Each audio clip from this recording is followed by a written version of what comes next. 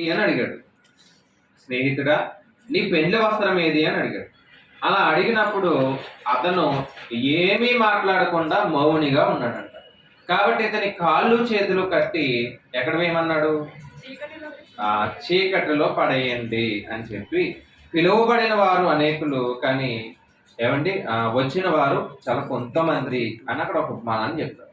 అర్థమైందండి? ఉపమానం తెలిసిందే. క్రైస్తవ జీవితంలో అడుగుపెట్టినప్పటి నుంచి ఇప్పటికీ చాలాసార్లు వినే ఉపమానమే. ఏంటి అంటే రాజుగారి యొక్క పెండ్లి విందు గురించి మనం మాట్లాడుకుంటాం, లేదా ఆయన ఏర్పాటు చేసినటువంటి పెండ్లి విందు, లేదా ఆయన పెండ్లి వస్త్రము. ఏమంటే మన అంశం పెండ్లి వస్త్రము.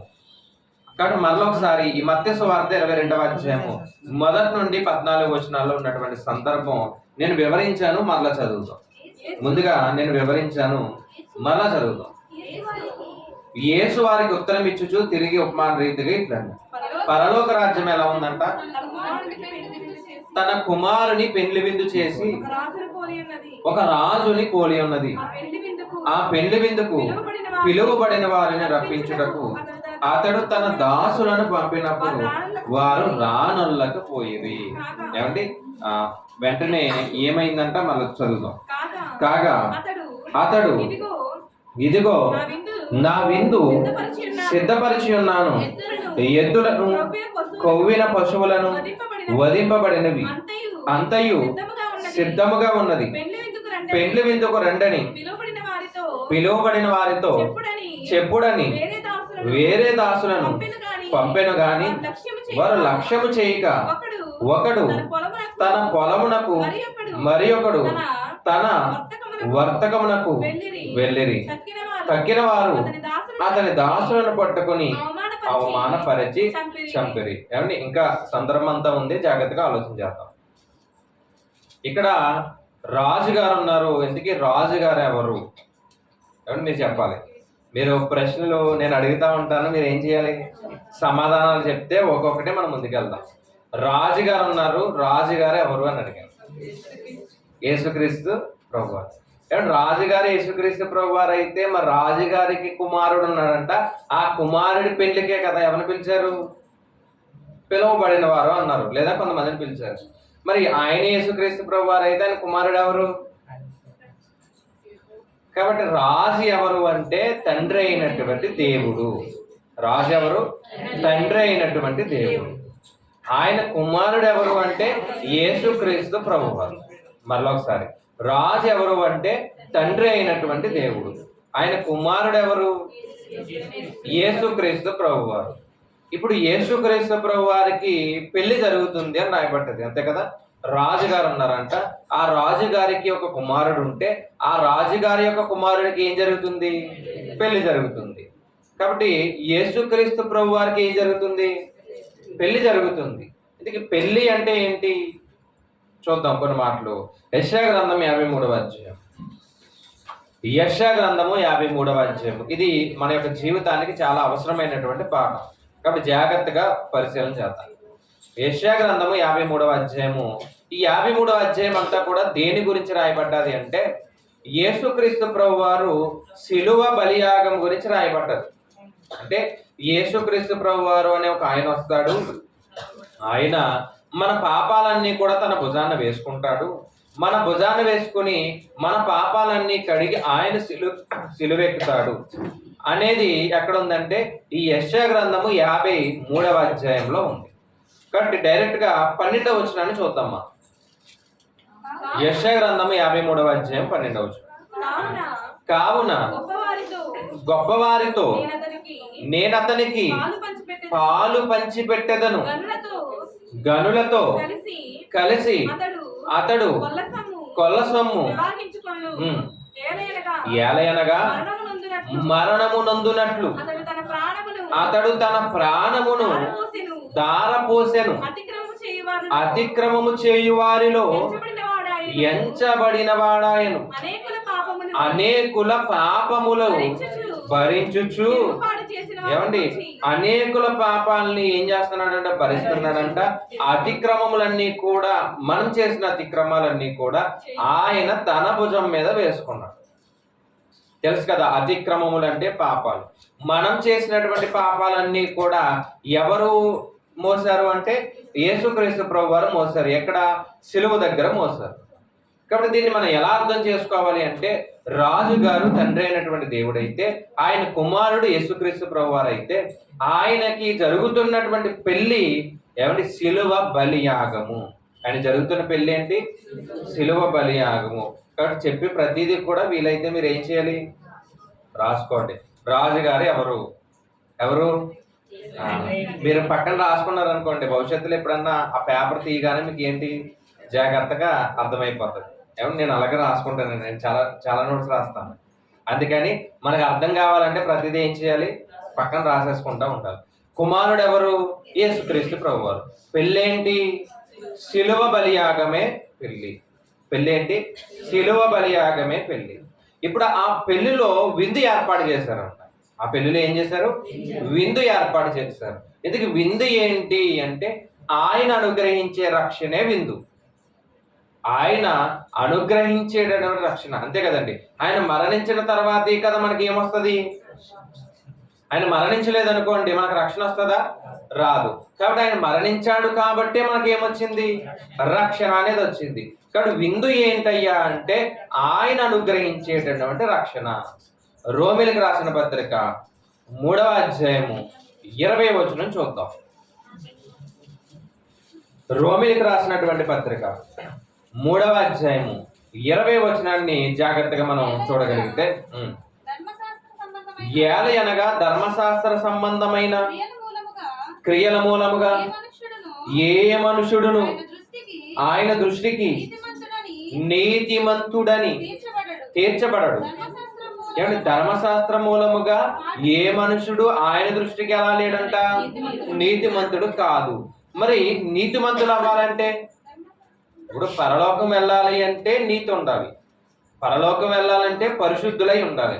ఇప్పుడు ఆ నీతి, ఆ పరిశుద్ధత ఇచ్చేది ధర్మశాస్త్రం కాదంట. ధర్మశాస్త్రం మూలంగా ఎవరు ఏమవరు? నీతిమంతులు అవ్వరు అని రాయబడ్డది. మరి నీతి ఎవరిస్తారు? చదవండి ఇంకా కిందకి. ఇట్లుండగా ధర్మశాస్త్రమునకు వేరుగా దేవుని నీతి బయలుపడుచున్నది. దానికి ధర్మశాస్త్రమును ప్రవక్తలను సాక్ష్యమిచ్చుచున్నారు. అది యేసుక్రీస్తులందరి విశ్వాస మూలమైనదై నమ్ము వారందరికీ కలుగు దేవుని నీతి ఉన్నది. ఏ భేదము లేదు, అందరూ పాపం చేసి దేవుడు అనుగ్రహించు మహిమను పొందలేకపోతున్నారు. కాబట్టి నమ్మువారు ఆయన కృప చేతనే క్రీస్తు యేసునందలి విమోచన ద్వారా ఉచితముగా నీతిమంతులని తీర్చబడుచున్నారు. అంటే ఎవరి ద్వారా నీతిమంతులని తీర్చబడుతున్నాం మనం? యేసుక్రీస్తు ద్వారా. అది కూడా ఎలా అంట? ఉచితముగా అని రాయబడ్డ చూడండి. ఉచితముగా ఆయన కృపను బట్టి మనము నీతిమంతులుగా తీర్చబడతాం. అంటే ధర్మశాస్త్రాన్ని ఎవరు నెరవేర్చలేకపోతున్నారు, ధర్మశాస్త్రాన్ని బట్టి ఎవరు నీతిమంతులు అవ్వట్లేదు, ధర్మశాస్త్రాన్ని బట్టి ఎవరు పరలోక రాజ్యానికి చేరుకోవట్లేదు. మరి ఇప్పుడు పరలోక రాజ్యానికి చేరుకోవాలి అంటే మరి ఎవరిని బట్టి చేర్చుకోవాలి? ఎవరిని బట్టి వెళ్ళాలి? ఎవరిని బట్టి వెళ్ళాలి? క్రీస్తుని బట్టే వెళ్ళాలి. ఆ క్రీస్తుని బట్టి అంటే ఆయన ఇచ్చేటటువంటి రక్షణ బట్టి మాత్రమే పరలోకం వెళ్తాం. అంతే కదండి. వేరే ఆప్షన్ ఏమన్నా ఉందా? వేరే మార్గం ఏమన్నా ఉందా? లేదు. అందుకే ఆయన కూడా మాట్లాడుతూ నేనే మార్గము, అంటే నా ద్వారా తప్ప ఎవరు పరలోక రాజ్యం అనేది చేరుకోలేరు. కాబట్టి ఆయనే మార్గము, ఆయనే రక్షణ ఇవ్వగలడు. మనం ఎన్ని పనులు చేసినా క్రియల మూలముగా మనం నీతిమంతులు అవ్వలేము. కేవలం ఆయన కృపను బట్టి, ఆయన ఇచ్చే రక్షణ బట్టి మాత్రమే మనం నీతిమంతులు అవుతాం. కాబట్టి ఇప్పుడు విందు ఏంటయ్యా అంటే ఆయన అనుగ్రహించేటటువంటి రక్షణ. పెళ్లి ఆయన బలియాగం అయితే ఆయన అనుగ్రహించేటటువంటి రక్షణ ఏది? పెండ్లి విందు. ఇప్పుడు ఆ పెండ్లి విందు సిద్ధంగా ఉంది. ఆ పెండ్లి విందు ఎలా ఉంది? సిద్ధముగా ఉంది. సిద్ధముగా ఉంది కాబట్టి రాజుగారు పంపించారంట, పిలవండి అని పంపించారంట. రాజుగారు ఎలాంటి వారిని భోజనాన్ని పిలుస్తాడు? చెప్పండి, ఎలాంటి వారిని పిలుస్తాడు? ఇప్పుడు ఒక ఎమ్మెల్యే గారింట్లో ఒక వివాహం జరుగుతుంది అనుకోండి, ఆయన కొంచెం డబ్బు ఎక్కువ ఉంటే అందరినీ పిలుస్తాడు. దేని కొరకు? దేని కొరకు అంటే పేరు కొరకు అందరినీ పిలుస్తారు, అంతే కదా. నాయకులు ఎవరన్నా అలాగే చేస్తారు, ధనవంతులు ఎవరైనా అలాగే చేస్తారు. వారి ఇంట్లో కొన్ని కార్యక్రమాలు జరుగుతాయి చిన్నవి. ఇప్పుడు ఆ చిన్న కార్యక్రమాలు కూడా మళ్ళీ పిలుస్తారా? ఎవరిని పిలుస్తారు? ఎవరైతే గొప్పవారో, ఎవరైతే ధనవంతులో, ఎవరైతే పెద్దవారు ఉంటారో, అధికారులు ఉంటారో వారిని మాత్రమే పిలుస్తారు. ఇప్పుడు రాజుగారి ఇంట్లో పెళ్లి జరుగుతుందంట, రాజుగారి ఇంట్లో విందు ఏర్పాటు చేశారు. పిలువబడిన వారు అని రాయబడ్డది. పిలువబడిన వారు. ఇంతకీ పిలువబడిన వారు ఎవరు అంటే ఇశ్రాయేలీల ప్రజలు లేదా యూదులు. తెలుసు కదండి ఇశ్రాయేల్ ప్రజలు ఎంతమంది? 12 మంది, అంటే 12 గోత్రాల ప్రజలు. ఇశ్రాయేల్ ఎంతమంది అంటే 12 గోత్రాల ప్రజల్ని రాజుగారు పిలిచారంట. దేని కొరకు? విందు కొరకు పిలిచారంట. కానీ వీళ్ళు ఏమన్నారంటే అయ్యా మాకు ఖాళీ లేదు అని చెప్పారంట. దీన్ని లూకాసు వార్తలో చాలా బాగా చెప్పారు. సరే అక్కడికి వెళ్ళి చూద్దాం. ఏమంటే లూకాసు వార్త 14వ అధ్యాయంలో ఏక మనసుతో నెపాలు చెప్పారంట. ఏక మనసుతో ఏం చెప్పారు? నెపములు చెప్పిరి అని రాయబడ్డారు. చూడండి లూకాసు వార్త 14వ అధ్యాయము ఆ మాట చూద్దాం ఒకసారి. ఎన్నో వచనం అంటే 18వ వచనం. అయితే వారందరూ ఏక మనసుతో నెపాలు చెప్పారు. అంటే ఇశ్రాయేల్ ప్రజలు వారి దగ్గరికి ప్రవక్తలు వెళ్ళి చెప్తున్నారన్నమాట. చెప్తున్నప్పుడు ఏక మనసుతో వాళ్ళు ఏం చెప్పారంటే నెపాలు చెప్పారు. అంటే కారణాలు చెప్తున్నారు, రామని చెప్తున్నారు, మాకు కుదరదని చెప్తున్నారు. ఎవరు? ఇశ్రాయేల్ ప్రజలు. పిలవబడిన వారే ఇశ్రాయేల్ ప్రజలు. పిలవడానికి వెళ్ళింది ఎవరు? చూద్దామండి. పిలవడానికి వెళ్ళింది ఎవరు అంటే ఇర్మియా గ్రంథము. సార్ చూద్దాం. మళ్ళీ ఇక్కడికి వద్దామండి, నేపాల్ దగ్గరికి మరలా వద్దాం. ఏమంటే ఫస్ట్ ఇశ్రాయేల్ గురించి ఆలోచించి మరలా మన దగ్గరికి వద్దాం. ఇర్మియా గ్రంథము 7వ అధ్యాయం 25వ వచనం. ఇర్మియా గ్రంథము 7వ అధ్యాయం 25వ వచనం. నీ పితరులు ఐగుప్తు దేశములో నుండి బయలుదేరవచ్చిన దినము మొదలుకొని నేటి వరకు మీరు వెనుక తీయుచు వచ్చిన వారే నేను అనుదినము పెందలకడే లేచి ప్రవక్తలైన నా సేవకులందరినీ మీ యొద్దకు పంపుతున్నా. పిలువబడిన వారు ఇశ్రాయేలు ప్రజలైతే పిలవడానికి వెళ్ళిన వారు ఎవరు? ప్రవక్తలు.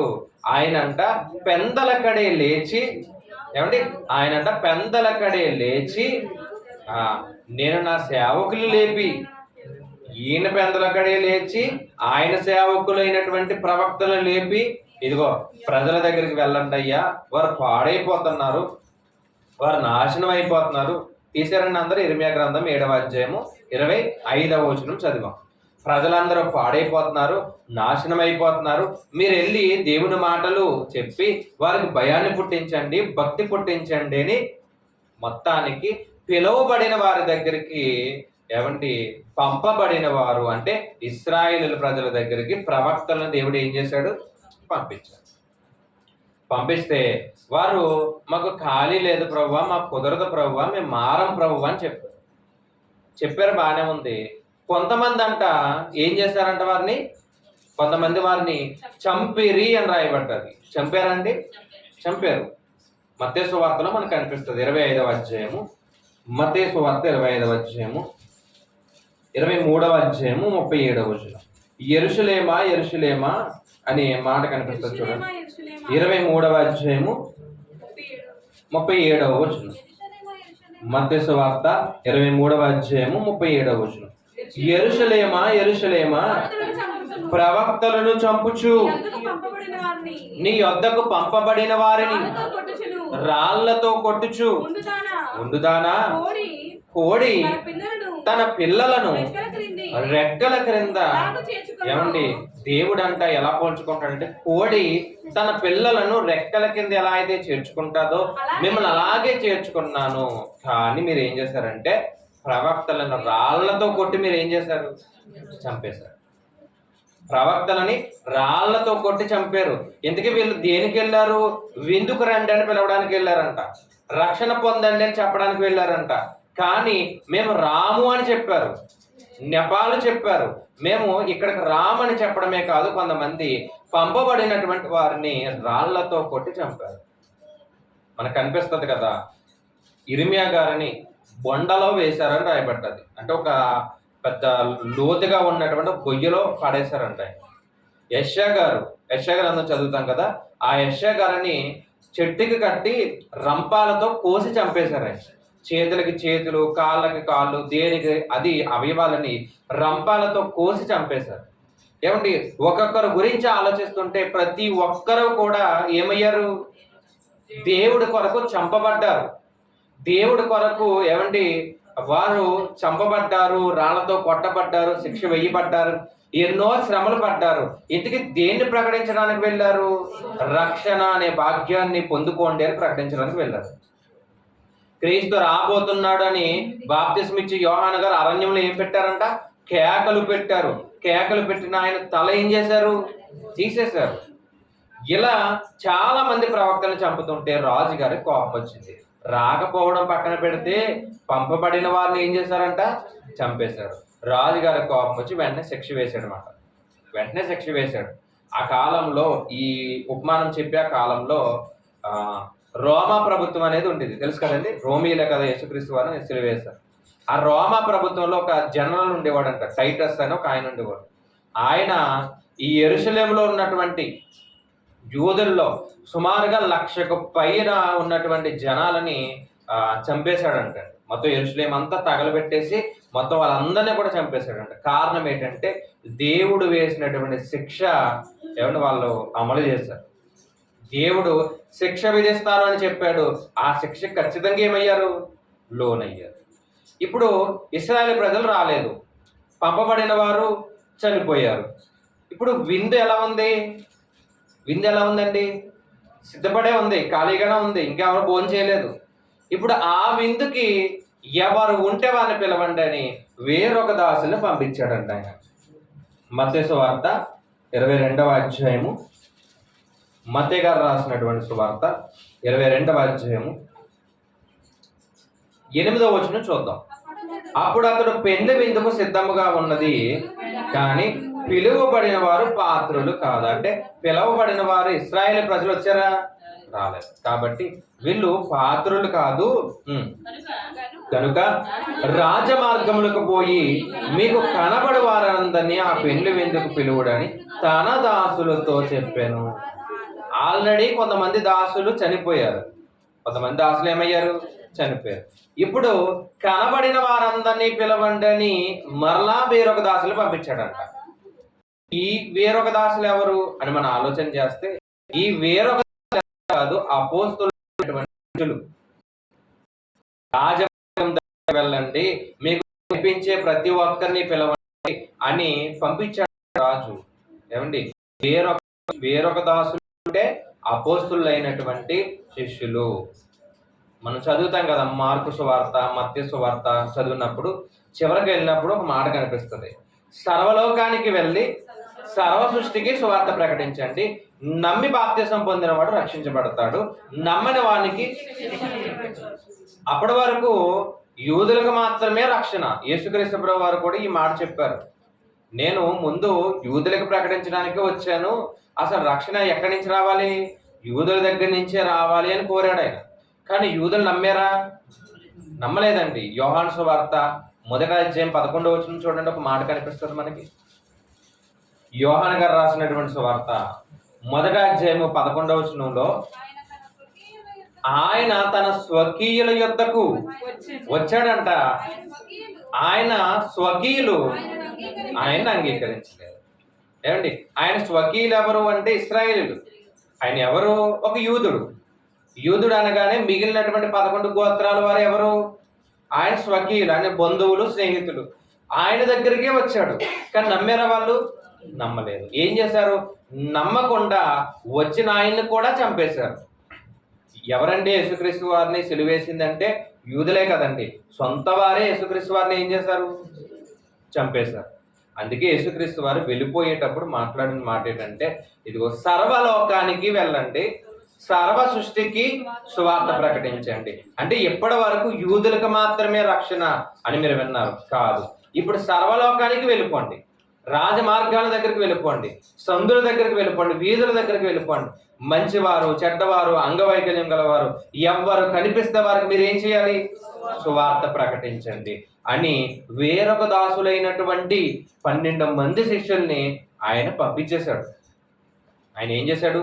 పంపించాడు. ఉదాహరణకి మనకి ఇది అర్థం కావాలంటే పేతురు గారి సందర్భం తెలుసు కదా. పేతురు గారికి సుమారు మధ్యాహ్నం 3 ఆ సమయానికి ఒక దర్శనం వస్తుంది.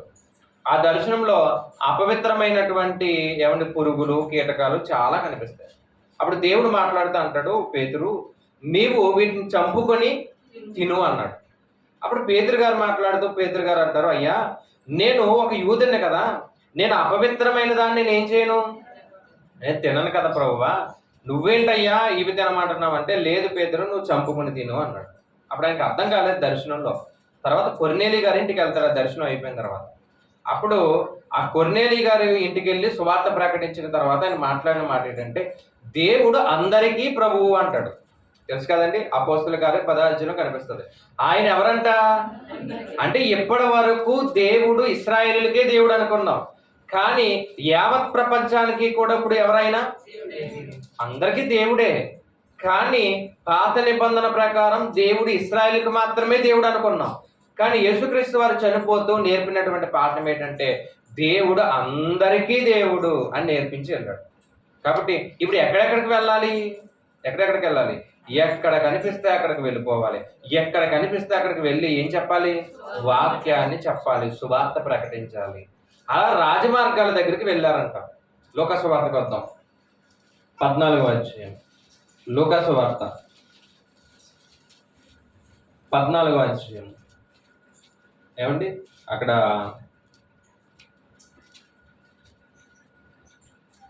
లూకా గారు రాసినటువంటి సువార్త 14వ అధ్యాయంలో విందుక 17వ వచనం చూద్దాం.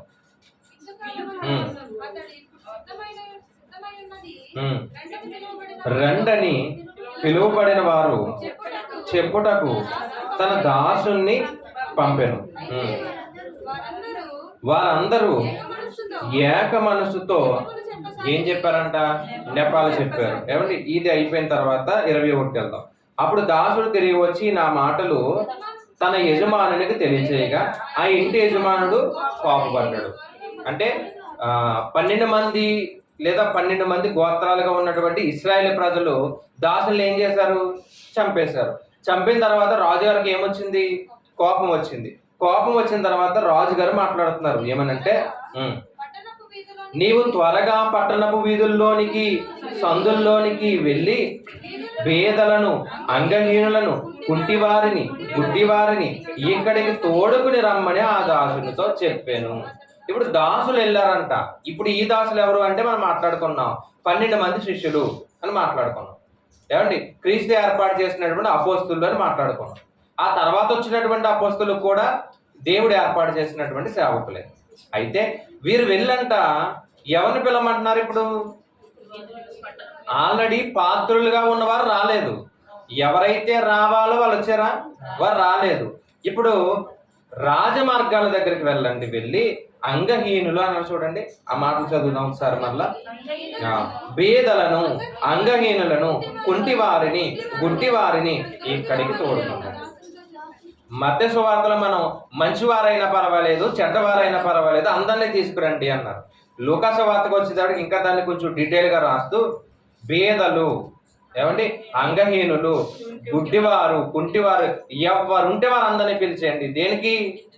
విందుకు పిలిచేయండి అన్నారు. ఎందుకు? గుడ్డివారు ఎవరు, కుంటివారు ఎవరు, పేదలు ఎవరు, అంగహీనులు ఎవరు? ఏమండి ఎవరు చెప్పారు కదా, పైకి రాలేదు. మనమే. గుడ్డివారు ఎవరంటే మనమే. కుంటివారు ఎవరు? మనమే. ఏమన్నా అంగహీనులు ఎవరు అంటే మనకి కాళ్ళు సరిగ్గా లేవని కాదు, కాళ్ళు సరిగ్గానే ఉన్నాయి, కానీ దేవుడి దగ్గరకు రామంతే. అంటే ఆత్మీయంగా అంగహీనులం మనం, ఆత్మీయంగా గుడ్డివారం మనం, ఏమన్నా ఆత్మీయంగా కుంటివారం మనం, అంతే కదండి. ఆత్మీయంగా ఎలా ఉన్నాం? వాక్యం లేనప్పుడు మాట్లాడుతున్నాం. వాక్యం మన దగ్గరకు రానైనప్పుడు ఆత్మీయంగా గుడ్డివారమే, ఆత్మీయంగా అంగహీనులమే. ఇది మీకు బాగా అర్థం కావాలంటే కొరింథీయులకు రాసినటువంటి మొదటి పత్రిక 1వ అధ్యాయము 26, 29 వచనాలు కలుపుకుంటే ఒకసారి చూద్దాం. కొరింథీయులకు రాసినటువంటి మొదటి పత్రిక మొదటి అధ్యాయము 26-29 వచనాలు చూద్దాం. మిమ్మును పిలిచిన పిలుపును చూడుడి, మీలో లోకరీతిని జ్ఞానులైనను గనులైనను గొప్ప వంశముల వారైనను అనేకులు పిలువబడలేదు గాని ఏ శరీరియు దేవుని ఎదుట అతిశయింపకుండునట్లు జ్ఞానులను సిగ్గుపరచుటకు లోకములో ఉండు వెర్రి వారిని దేవుడు ఏర్పరచుకొని అన్నాడు. ఎవరిని ఏర్పాటు చేసుకున్నాడంట దేవుడు? వెర్రి వారిని, అంటే లోకము వెర్రివారు అనుకునే వారిని దేవుడు ఏర్పాటు చేసుకున్నాడు. ఇంకా చదువుదామా? ఇంకా కిందకి. బలవంతులైన వారిని సిగ్గుపరచుటకు లోకములో బలహీనులైన వారిని దేవుడు ఏర్పాటు చేస్తున్నాడు. లోకములో బలహీనులైనటువంటి మనం, కానీ దేవుల్లో బలవంతులమాట. అంతే కదండి? ఏమండి, లోకంలో చాలా డబ్బులున్నా దేవుడి పనికి ఒక 100 రూపాయలు కూడా ఇవ్వరు. చాలా మంది 100 రూపాయలు కూడా ఇవ్వరు. తీసి నలిగిపోయినటువంటి ఒక 10 రూపాయల కాయంతమో 20 రూపాయల కాయంతమో, ఏమంటే ఇప్పుడు కాసులు వచ్చాయి కాబట్టి 10 రూపాయల కాసులు అవే ఇస్తూ ఉంటారు. కానీ ఏమంటే దేవుడి కొరకు ఎవరైనా ఇస్తారా? కానీ మన దగ్గర ఏమీ లేకపోయినా, మనం ఏమీ సంపాదించకపోయినా ఖచ్చితంగా దేవుని కార్యక్రమం అనేటప్పటికీ 100 కాదండి, 500, 1000, 2000 ఇంకా ఎక్కువ ఇచ్చేవారే ఉన్నారు. ఒక్కొక్కరు వారి యొక్క ఆలోచన బట్టి, వారి సమర్పణ బట్టి ఏదో ఒక వస్తువును కొని దేవునికి ఇచ్చేవారే ఉన్నారు. లోకంలో మనం ఎవరంట? లోకంలో బలహీనలు అంట, కానీ దేవునిలో మనం ఎవరు? బలవంతులు. ఇంకా చదవండి, ఇంకా కిందకి చదవండి. ఎన్నికైన వారిని వ్యర్థము చేయుటకు లోకములో నీచులైన వారిని, తృణీకరింపబడిన వారిని, ఎన్నిక లేని వారిని, అంటే మనల్నే ఏమండి, తృణీకరింపబడిన వారం మనమే, నీచులైన వారం మనమే, ఎన్నిక లేని వారం మనమే. ఈరోజు నిలబెట్టుకొని దేవుడి యొక్క గ్రంథాన్ని, పరిశుద్ధ గ్రంథాన్ని మన చేతిలో పెట్టి దేవుడు ఆ మాటలు జ్ఞానించడానికి, ఆ మాటలు చెప్పడానికి, ఆయన మాటలే ఒక పాటల రూపంగా పాడడానికి, ఏమండి అనేక మంది కొరకు ఆయన దగ్గర విజ్ఞాపన చేయడానికి ఎన్నిక లేనటువంటి మనకి దేవుడు ఏమిచ్చాడంట? గొప్ప అవకాశం ఇచ్చాడు. రాజమార్గాల్లోనికి వెళ్ళిపోండి. అంగహీనులు ఎవరైతే ఉంటారో వారిని, ఇంకా కుంటివారు ఎవరైతే ఉంటారో వారిని, గుడ్డివారు ఎవరైతే ఉంటారో, అంటే ఆత్మీయంగా చెప్తున్నాడు ఆయన, వాళ్ళందరినీ కూడా ఏర్పాటు చేయండి అన్నాడు. ఎవరయ్యా వారు అంటే ఇదిగో మనమే. తృణీకరింపబడిన వారమంట, నీచులైన వారమంట, ఎన్నిక లేని వారమంట. మనలందరినీ కూడా దేవుడు ఏర్పాటు చేసుకున్నాడు. ఎలా ఏర్పాటు చేసుకున్నాడు? పుట్టుకతోనే క్రైస్తవులు చాలా మంది ఉంటారు. పుట్టుకతోనే క్రైస్తవులు అంటే పుట్టడమే క్రైస్తవ కుటుంబాల్లో పుట్టిన వారు క్రైస్తవులు కాదు. ఎప్పుడైతే క్రీస్తు నామంలో బాప్తిసం పొందుతారో అప్పుడే ఏంటి?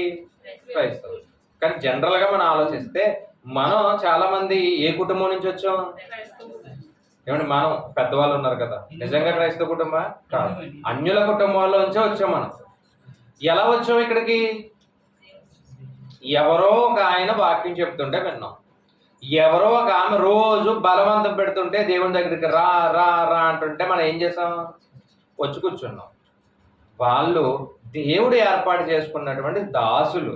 ఆ దాసులు ఎవరో వచ్చి బలవంతం చేస్తేనో, లేదా ఆశ చూపిస్తేనో, మారండి అని చెబితేనో, ఎక్కడో ఒక సభ పెట్టినప్పుడు ఆ సభలో కొన్ని మాటలు వినో మనం ఏం చేస్తాం? ఎక్కడికి వచ్చాం? దేవుని దగ్గరికి రావాలని చెప్తున్నాం. అంటే ఎన్నిక లేనటువంటి నేను, తృణీకరింపబడినటువంటి నేను, నీచుడైనటువంటి నేను ఏదో ఒక మాట పట్టుకుని, ఏమంటే ఆ మాటని విని నా పాపాన్ని కడుక్కోవాలని ఒక ఆశ కలిగి ఎక్కడికి వచ్చాను? దేవుని సన్నిధికి వచ్చాను. కానీ అక్కడికి రమ్మన్నా సరే నెపాలు చెప్తారంట. అక్కడికి రమ్మన్నా ఏం చెప్తారు? మారిన తర్వాత చెప్తారు. మారక ముందు చెప్పారనుకోండి, ఎందుకంటే వారిలో మారు మనసు లేదు కాబట్టి కాసేపు పక్కన పెట్టేద్దాం. మారిన తర్వాత కూడా ఏం చెప్తారు? మారిన తర్వాత కూడా చెప్తారండి, ఏక మనసుతో చెప్తారండి మరలా. అంటే ఎలాగా? ఏక మనసు అంటే నేను ఏది చెప్పాను నువ్వు అది చెప్పాలి, మరలా మాట తేడా రాకూడదు అంటారు. అంతే కదండి? ఇప్పుడు నేను ఒకటి చెప్పేశాను అనుకోండి, ఆడొచ్చి ఇంకోటి చెప్పాడు అనుకోండి, అప్పుడు ఏమవుతుంది? వీళ్ళు అబద్ధం ఆడుతున్నారని తెలిసిపోద్ది. కాబట్టి అందరూ ఏకమై ఒకే మాట మీద నిలబడి, ఇది నేను ఇది చెబుతాను, నువ్వేం చెప్పాలి? నువ్వు అది చెప్పు. నువ్వేం చెప్తావు? నువ్వు ఇంకోటి చెప్పు. నువ్వేం చెప్తావు, నువ్వు ఇంకోటి. అంటే ఒక్కొక్కరు అబద్ధాలు ఏం చేశారు అంటే, నేను చెప్పింది నువ్వు చెప్పావు అనుకో దొరికిపోతాం కదా. స్కూల్లో కూడా అంతే కదండి. పిల్లలు అబద్ధాలు చెప్పినప్పుడు ఏం చెప్తారు, వాడు చెప్పింది వీడు చెప్పడు, వీడు చెప్పింది ఆడు చెప్పడు. అక్కడ తాత చచ్చిపోతే ఇక్కడ మామ చచ్చిపోతాం. స్కూల్లో ఎక్కువ అబద్ధాలు ఏంటంటే ఏ చెప్తాం మనం, చాలాసార్లు చంపేద్దాం ఉంటాం బొమ్మలు. ఏమండి అలాగా ఏక మనసుతో ఏం చెప్పారంట, నెప్పాలి. ఒకడు వచ్చి అన్నాడంట, ఇప్పుడే పొలం కొన్నాను, దాన్ని జాగ్రత్తగా చూడడానికి. ఏంటి అసలు పొలం అనేది ఏమండి, కొనే ముందు చూస్తారా కొన్న తర్వాత చూస్తారా?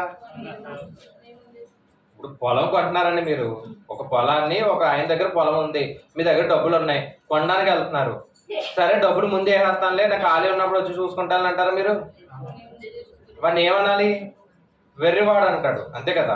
ఇప్పుడు పొలాన్ని చూసి ఆ పొలానికి, లేదా స్థలం అనుకోండి, కాసేపు ఒక స్థలం కొంటున్నారనుకోండి, ఆ స్థలానికి సంబంధించి రోడ్డు ఎంత ఉంది, ఎలా ఉంది, ఎక్కడి నుంచి ఉంది, ఏమన్నా చుట్టూ ఆ ప్రదేశాలు ఎలా ఉన్నాయి, ఇవన్నీ చూసుకుంటారా? ముందు డబ్బులు వేసి ఖాళీ ఉన్నప్పుడు స్థలం చూస్తానంటారా?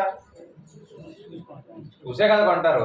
ఇక్కడ చూడండి, లోకసువార్తలు ఏం చెప్పారంట, నేను ఒక పొలం కొన్నాను, దాని ఆవశ్యంగా వెళ్ళి చూడాలన్నాడంట. అదేంటి అంటే అబద్ధం చెప్పడం కూడా రావట్లేదు. ఇంకొక ఆయన అన్నాడంట, నేను 5 జతల ఎడ్లు కొన్నాను, ఇప్పుడే దాన్ని పరీక్షించాలన్నారంట. ఏమన్నా మీరు ఈ ఎండాకాలం కదా, ప్రస్తుతానికి మనం కొని ఏంటంటే ఒక ఏసీయో ఫ్రిడ్జో కొంటాం అంతే, ఎండాకాలంలో ఫ్యాన్లో. సరే నేను డబ్బులు వేస్తాను, నీకు నచ్చింది తెచ్చే అంటారా మీరు? అంటారండి. అది కొనడానికి ఆ షాప్కి వెళ్ళి, ఆ షాప్ వాడు ఇంకా అమ్మ కొంటే కొను, లేదంటే ఇరుపో అని అతని ద్వారా అతనే చెప్పి అంత వరకు కూడా దాన్ని ఏం చేస్తాం మనం ఇబ్బంది పెడతాం అన్నమాట. ఇది బాధ తిరుగుతుందా, ఎన్ని సంవత్సరాలు వారంటీ, నువ్వే చేస్తావా, ఎడగన్నా పట్టుకెళ్ళ, మొత్తాన్ని తగ్గిస్తావా తగ్గించవా? ఆడిని బుర్ర తిని తిని తిని ఏం చేస్తాం, పరీక్షిస్తాం. ఆడి ఓర్పు, ఆడి సహనం అంతా కోల్పోయి ఫ్రీగా పట్టుకెళ్ళిపోమంటాడు అనమాట. అక్కడ వరకు పరీక్షించి అప్పుడు డబ్బులు ఇచ్చి పట్టుకెళ్తాం, అంతే కదండి. ఎవ్వరు చేసినా అదే. కానీ వీడంట 5 జతలు ఎడ్లు కొన్నాడంట, కొన్న తర్వాత వెళ్ళి పరీక్షిస్తాడంట. అసలు ఎలా ఉంది ఇది? అలాగే ఇంకొకటి అంట, పెళ్లి చేసుకున్నాను కాబట్టి ఇప్పుడు రాను అంటాడంట. అంటే పెళ్లి చేసుకుంటే రాకూడదా? చాలా మంది చూడండి, పెళ్లి ముందు వరకు కనిపిస్తారండి యవనస్తులు, పెళ్లి తర్వాత కనిపించరు. ఎక్కడికి వెళ్ళిపోతారో మరి, ఎక్కడ తిరుగుతారో, ఎక్కడికి వెళ్ళిపోతారో. పాస్టర్ గారు మాత్రం ఏమండి పెళ్లిలోనే చెప్తారు, పాపం ఆయనకి సమయం అక్కడే ఎక్కువ దొరుకుతుంది.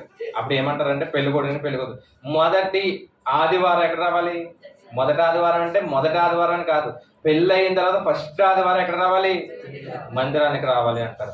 కొంతమంది అప్పుడే వస్తారు, ఇంక కనిపించరు. కొంతమంది అప్పుడు కూడా రారు. కొంతమంది ఫస్ట్ పెళ్ళి అవగానే వస్తారండి మందిరానికి. అది కూడా ఎప్పుడు వస్తారో తెలుసండి, పెళ్లిలోని పెళ్లి చాలా ఈజీగా అయిపోతుంది తెలుసండి. మీ పాస్టర్ గారు చాలా ఈజీగా చేస్తారు, ఎంత దగ్గర 3 పెళ్ళిళ్ళు చేయించండి. ఎందుకంటే వాక్యం ఒక 20 నిమిషాలు అని చెప్తే 20 నిమిషాలు పెళ్ళి అవ్వడేస్తారు. అందుకని కానీ 1 గంటన్నర అయిపోతుంది. కారణం ఎవరు? పెళ్లి కొడుకు పెళ్లి కూతురే. పొద్దున్న తెల్లవారుజామున మొదలెడతారు రెడీ అవ్వడం. ఎప్పటికి? పాస్టర్ గారు వచ్చి అమ్మ రండి, అమ్మ రండి, ఆయన వెళ్ళిపోయి కూర్చుంటాడు అన్నమాట. వాళ్ళ ఇంటి దగ్గరే కూర్చుంటాడు. అయినా సరే రాదు. ఏమండి ఆదివారం కూడా ఎప్పుడు వస్తారంటే, ఇక పాస్టర్ గారు వాక్యం ముగించేసి ముందు లేదా కానుకలు పెట్టే సమయంలోనే అప్పుడు వస్తారు. అప్పుడు వచ్చి కనిపించి ఆశీర్వాదం ఇచ్చుకుని వెళ్ళిపోతారు. మళ్ళీ కనిపించరు. మళ్ళీ కనిపిస్తారా? మళ్ళీ ఎప్పుడో ఖాళీ ఉంటే కనిపిస్తారు. అంటే కొంచెం అటు వెళ్ళాలి, ఇటు వెళ్ళాలి, అక్కడికి రావాలి, ఇక్కడ రావాలి, మొత్తం తిరగడమే అయిపోతుంది మన జీవితం అంతా. పెళ్ళి అయిన తర్వాత ఎక్కడికి? పెళ్లి ముందంతా ఫోటోషాప్ ఒకటి తెలుస్తాడు. ఆ బురద ఈ బురద అంటించుకుని ఫోటోలు తీసుకోవడమే. ఆడికి ఇంకా సాటిస్ఫాక్షన్ ఉండదు. మళ్ళీ ఏమంటాడు తెలుసండి, పెళ్ళి అయిన తర్వాత మళ్ళీ వెడ్డింగ్ షూట్ అంటాడు, మళ్ళీ తీసుకెళ్ళిపోతాడు. ఏమంటే ఆడి మాట వింటామండి మనం, తెలుసా అండి? ఎవరి మాట వింటారు? ఆడు 7 గంటలకు కాకినాడ బీచ్లో ఉండాలండి అంటే 7 గంటలకు కదా 6:30 ఉంటాను నేను అంటాను. ఆడి మాట వింటాం. కానీ దేవుడు అంటున్నాడు, ఒరే రండిరా, నేను వాక్యం చెప్తాను, వాక్యం అందిస్తాను, మీరు మారండిరా అంటే వింటామా? ఏక మనసుతో ఏం చేశారంట? నెపాలు చెప్పారంట. ఏక మనసుతో ఈరోజు మనం కూడా రండి అంటే ఖాళీ లేదండి, బట్టలు ఆరేసానండి, ఒడియాలు పెట్టానండి, ఏమండి ఇవే చెప్తాం మనం. కుదరలేదండి, పెళ్ళికి వెళ్ళానండి. ఈ నెల అయిపోయిన తర్వాత ఆరాధనలు అన్నీ పలచబడిపోతాయండి తెలుసండి. 1-2 నెలలు ఎలా ఉంటుంది తెలుసా? మే నెల, జూన్ నెల పోసి జూలై నెల కూడా ఇప్పుడే మొదలైపోయినాయి మనకేంటి. ఏం మొదలైనాయండి? ఎండలు కాదండి, మనం ఎండలు లెక్క చెయ్యం, తిరిగేస్తాం. పెళ్ళిళ్ళండి. ఏమండి, ఈ నెల వచ్చే నెల ఆ పై వచ్చే నెల మొత్తం పెళ్ళిళ్ళే. ఇంక తిరుగుతానే ఉంటాం. పాస్టర్ గారికి వందలు చెప్పేసి వెళ్ళిపోతారు చాలా మంది, రారు. ఇంకా వాళ్ళు కూడా ఎప్పుడు పెడతారంటే ఆదివారమే పెడతారు వాళ్ళు కూడా. మనం ఏం చేస్తాం? మనము సంఘాన్ని మానేసి ఏమంటే దూరపు చుట్టమండి, దగ్గర చుట్టమండి, వెళ్ళకపోతే బాగోదండి, నాకు రాయించాడండి, మరి నేను రాయించాలి కదండి, మొత్తానికి ఏదో ఒకటి చెప్పి నెపాలు చెప్పి ఏం చేస్తాం? మందిరాన్ని వదిలేస్తాం. అలాగే చెప్పారంటండి వీళ్ళు కూడా. కానీ ఆయన అంటున్నాడు, ఎవరైతే రాజమార్గానికి వెళ్ళండి, వెళ్ళి ఎవరైతే అంగహీనులు ఉన్నారో, ఎవరైతే భేదవారు ఉన్నారో వాళ్ళందరినీ కూడా పిలవండి. వాళ్ళు ఎవరో కాదు, ఎవరు? మనమే వెళ్ళామంట, మనందరం వెళ్ళామంట. అందులో ఒక ఆయనకి ఏం లేదంట, పెళ్లి వస్త్రం లేదంట. అందులో ఒక ఆయనకి ఏం లేదు, పెళ్లి వస్త్రం లేదంట. పెళ్లి విందుకు వచ్చాడు. కానీ సాధారణంగా రాజులు పెళ్లికి పిలిచినప్పుడు అండి, ఎవరైతే భోజనానికి వస్తారో వాళ్ళకి వస్త్రాలు ఇస్తారు, పెళ్లి వస్త్రాలు ఇస్తారు. అవి వేసుకుని వెళ్ళాలి. కారణం ఏంటంటే అక్కడ అందరూ సమానమే, అందరూ గొప్పగా కనిపించాలని రాజులు పూర్వకాలం ఏం చేసేవారంటే ముందుగానే బయట ఏం చేసేవారు, పెళ్లి వస్త్రాలు ఇస్తే ఆ పెళ్లి వస్త్రాలు ధరించుకుని లోపలికి వెళ్ళేవారు. ఈ రాజు కూడా విందుకు వచ్చే ముందు పెళ్లి వస్త్రాన్ని ఇస్తున్నాడు. ఆ పెళ్లి వస్త్రాన్ని ధరించుకోలేదంట ఒక ఆయన. అందుకే స్నేహితుడా పెళ్లి వస్త్రం ఏదయ్యా అని అడిగాడంట. వాడు ఏం అర్థం కాక మౌనిగా ఉన్నాడంట. అందుకే దేవుడు వెంటనే ముందు వారికి వేసిన శిక్ష కంటే వీడికి మరీ కఠినమైన శిక్ష. ఏంటి? కాళ్ళు చేతులు కట్టి ఇదిగో చీకట్లో పడండి. అక్కడ ఏముంది? ఏడుపు పండుగరటం. అంటే అర్థం ఏంటి? నరకంలో పడేయండి అని చెప్పాడు. అందుకే పెళ్లి వస్త్రం ఏంటి అది చూసి ముగించుకుందాం. పెళ్లి వస్త్రం ఏంటి? యెషయా గ్రంథము 61వ అధ్యాయము 10వ వచనం. యెషయా గ్రంథం 61వ అధ్యాయం 10వ వచనం. చదవండి. చదవండి అమ్మా. ధరించుకొని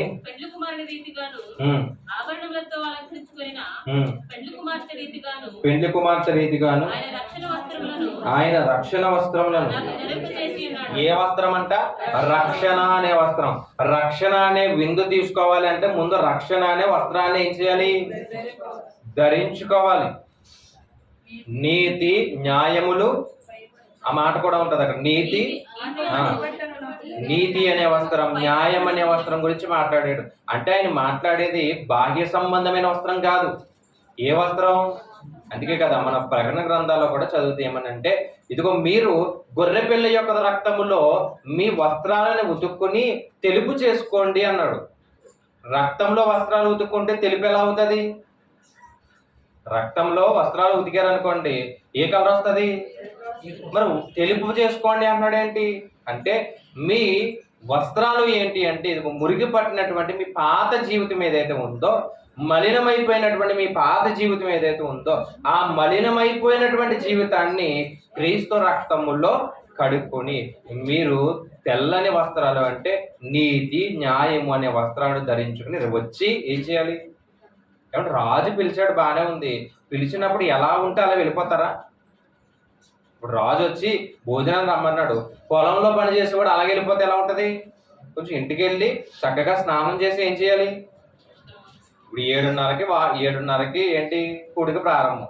అయ్యో టైం అయిపోతుంది, 8 అయిపోయిందని చెప్పేసి ఆ పని చేసుకోవడం అలా వచ్చేసాడు అనుకోండి, ఎలా ఉంటుంది? ఇక్కడ ఇంటికి వెళ్ళి శుభ్రంగా ఏం చేయాలి? స్నానం చేసి రెడీ అయ్యి రావాలి, అంతే కదా. పెండి వస్త్రాన్ని లేకుండా ఏమయ్యాడంట? వెళ్ళిపోయాడంట. వెళ్ళిపోతే దేవుడు ఏం చేశాడు?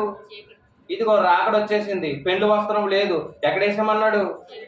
చీకట్లో వేసామన్నాడు.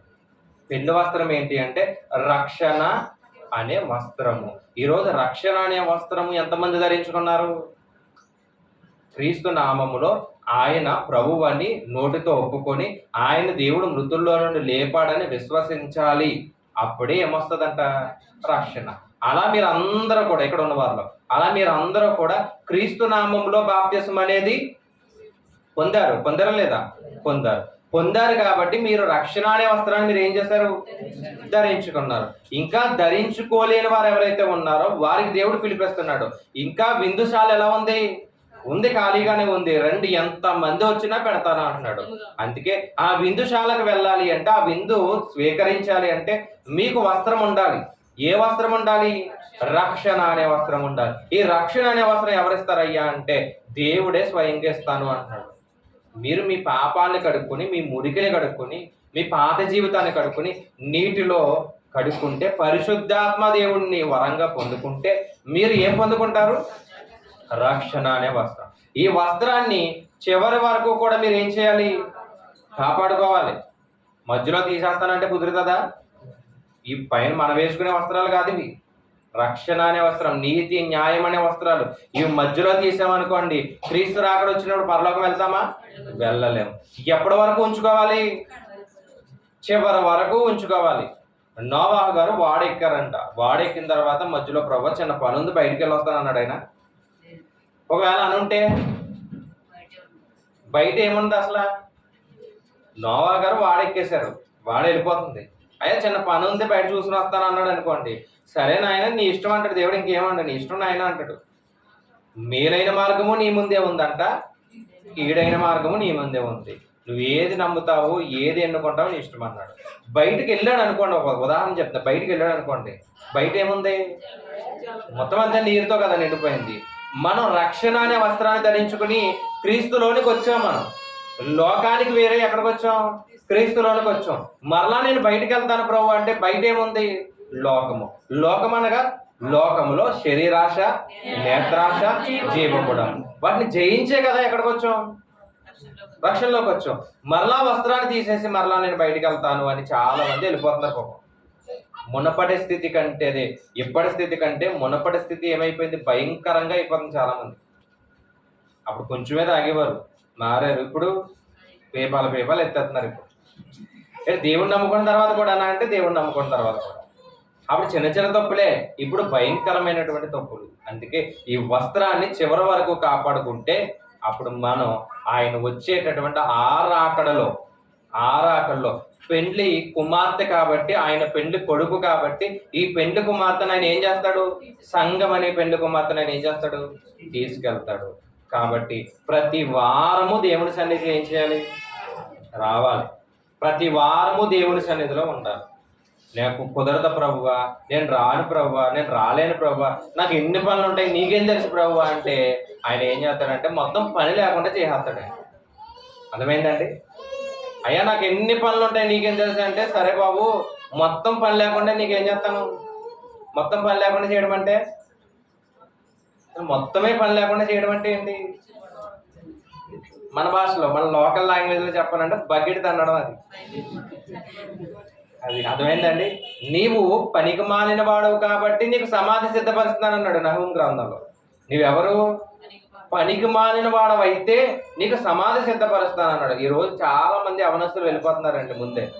చాలాసార్లు ఈ విషయాన్ని కూడా నేను ఆలోచించి ఒకసారి చెప్పాను కూడా. ఈరోజు వృద్ధులు చాలా మంది బ్రతుకుంటున్నారు, పెద్దవాళ్ళు బ్రతుకుంటున్నారు, యవనస్తులే వెళ్ళిపోతున్నారు. కారణం ఏంటి అంటే ఇదిగో దేవుడు వారి ద్వారా ఏదో ఒక పని చెయ్యాలి అనుకుంటే ఆ పని చేయకుండా భయంకరులుగా మారిపోతున్నారు. తర్వాత రాబోయే కుటుంబాలు వీరి ద్వారా పాడైపోతాయి ఖచ్చితంగా. అంతే కదండి? తర్వాత వచ్చే కుటుంబాలన్నీ వీరి ద్వారా పాడైపోతాయి. ఒక కుటుంబం పాడైపోకూడదని దేవుడు ముందుగా మేము తీసుకెళ్ళిపోతున్నాడు. ఎందుకంటే నీవు పనికి మాలిన వాడవు కాబట్టి నీకేంటి? సమాధి సిద్ధపరుస్తున్నా. నిన్న కూడా రాజమండ్రి వాకింగ్ చెప్పడానికి వెళ్ళినప్పుడు పెద్ద హడావిడి చేస్తున్నాడు. ఒక అబ్బాయి చచ్చిపోయాడంట. వాడి ఫోటోలు ఇలా పట్టుకుని ఊరేగిస్తూ పాలాభిషేకం చేస్తూ, మరి వాడు ఎందుకు చనిపోయాడో నాకు తెలియదు కానీ పాలాభిషేకం చేస్తూ తీసుకెళ్తున్నారు. అప్పుడు అనిపించింది మాట, వాడు వయసు ఎంత ఉంటుంది అంటే గట్టుకుంటే ఒక 20 ఉంటాయేమో, అందు మించి ఏముంది 20 లేదా 25 లోపే ఉంటాయి. ఎలా చనిపోయాడు ఏంటో నాకు తెలియదు కానీ అప్పుడు అనిపించింది చాలా మంది చనిపోతున్నారు. అప్పుడు హెబ్రీయులకు రాసిన పత్రిక 2వ అధ్యాయం 3వ వచనంలో ఒక మాట ఉంటుంది. హెబ్రీయులకు రాసిన పత్రిక 2వ అధ్యాయం 3వ వచనం, ఆ మాట జ్ఞాపకం వచ్చిందండి. హెబ్రీయులకు రాసిన పత్రిక 2వ అధ్యాయం 3. ఎంత గొప్ప రక్షణ, ఎంత గొప్ప రక్షణ ఈ రోజు ఈ మైక్ ద్వారా ఏమండి ఈ ఛానల్స్ ద్వారా ఈ 40 దినాల కూడికల ద్వారా మీకు వినిపిస్తున్నప్పుడు మీరు నిర్లక్ష్యం చేస్తే ఎలా తప్పించుకుంటారు? అట్టి రక్షణ ఎలా వచ్చిందంట? ఆ రక్షణ ప్రభు బోధించడం వల్ల, అద్భుతాలు చేయడం వల్ల, మహాత్కార్యాలు చేయడం వల్ల మీ దగ్గరకు వచ్చింది. ఈ రోజు మీ దగ్గరకు వచ్చినప్పుడు కళ్ళకద్దుకుని స్వీకరించగలిగితే రక్షణ అనే వస్త్రాన్ని ఆయన ఇస్తాను అంటున్నాడు. ఒకవేళ నాకు వద్దు ప్రభు అంటే ఆయన కొన్ని రోజులు చూస్తాడండి. చూసిన తర్వాత ఆయన కూడా ఏమండి కొన్ని నిర్ణయాలు ఉంటాయి కదా ఆయనకి, ఆ నిర్ణయం తీసుకున్నాడు అంటే అది చాలా భయంకరం. అందుకే చాలా మంది యవనస్తులకు ఎప్పుడు చెప్తాను, మీకు సమయం ఉంది అంటే మీరు వెంటనే బాప్తిసం పొంది దేవుళ్ళలోనికి చేరండి. ఎప్పుడో పెళ్ళి అయిన తర్వాత చూద్దాంలే, ఉద్యోగాలు వచ్చిన తర్వాత చూద్దాం అంటే కాదండి. యవ్వన కాలంలోనే ఏం చేయాలి? యవ్వన కాలంలోనే దేవుడి గురించి పరిచర్య చేయాలి. కొన్ని పరిచర్యలు మనం చేయడానికి మన బాప్తిస్మే అడ్డొస్తూ ఉంటుంది. ప్రభు బల కార్యక్రమంలో కొన్ని పరిచర్యలు యవనస్తులు చేయరు. కారణం ఏంటి? మరి బాప్తిసం తీసుకోలేదు కాబట్టి చేయలేరు. ఇప్పుడు ఆ బాప్తిసం కూడా తీసుకుంటే ఆ పరిచర్య కూడా చేయొచ్చలేదా? అందుకే సమయం ఉన్నప్పుడే దేవుని దగ్గరికి రావాలి. ఇదే అనుకూల సమయము, ఇదే రక్షణ దినము. కాబట్టి మారడానికి సిద్ధపడదాం. మళ్ళీ ఒకసారి, రాజుగారు ఎవరు? తండ్రి అయినటువంటి దేవుడు. కుమారుడు ఎవరు? యేసుక్రీస్తు ప్రభువారు. పెళ్ళేంటి? పెళ్ళేంటండి? శిలువ బలియాగం. అయిపోయిందా పెళ్ళి? అయిపోయింది కాబట్టి ఇదిగో కన్యకకి ప్రదానం చేయబడ్డామని పౌలు గారు అంటారు. ఆ కన్యకతో పెండ్లి కుమారుడు ఆయన ఉంటే మనం కన్యక అయితే ఆయనతో ఏం చేయబడ్డామంట? పెళ్లి చేయబడ్డాం, ప్రదానం చేయబడ్డాం లేదా పెళ్లి చేయబడ్డాం. విందేంటి? రక్షణ. ఆయన అనుగ్రహించే ఉచితమైన రక్షణ. అది తీసుకోవడానికి రండి అంటున్నాడు. ఆయన తీసుకోవడానికి రండి అంటున్నాడు. ఎంతమంది వెళ్ళారు అనేది మీకే తెలుసు. రాని వారు ఒకసారి ఈ వాక్యాన్ని బట్టి రక్షణ అనే వస్త్రాన్ని ఆయన ఇస్తాను అంటారు. చాలా మందికి పెళ్లి వస్త్రం లేదంట.